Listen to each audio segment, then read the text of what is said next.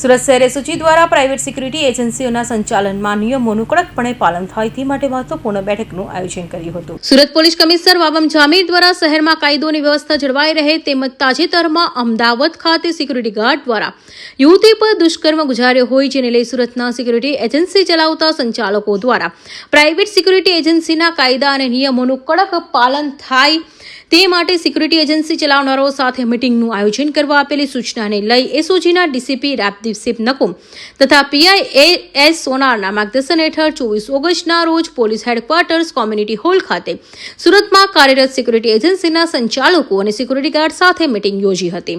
જેમાં 160 સિક્યુરિટી એજન્સીના 850 સંચાલકો સિક્યુરિટી ગાર્ડ હાજર રહ્યા હતા. જે અંગે વધુ માહિતી મીડિયાને અપાઈ હતી. Bureau report Hind TV news Surat.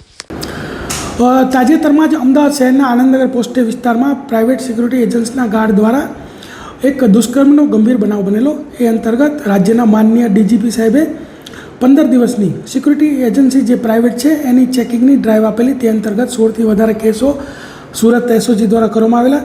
તદુપરાંત આ લોકોને શું નિયમોનું પાલન કરવાનું છે, એના કઈ રીતે ભરતી કરવાની છે એ માટે એક મેગા મિટિંગનું આયોજન કરવામાં આવ્યું. તેમાં 300થી વધુ સિક્યુરિટી એજન્સીના ગાર્ડ, સુપરવાઇઝર અને ઓનરો ટોટલ 1600 વ્યક્તિઓ હાજરી આપેલ અને આ અંતર્ગત તેઓને જે છે અલગ અલગ સૂચનાઓ આપવામાં આવેલી.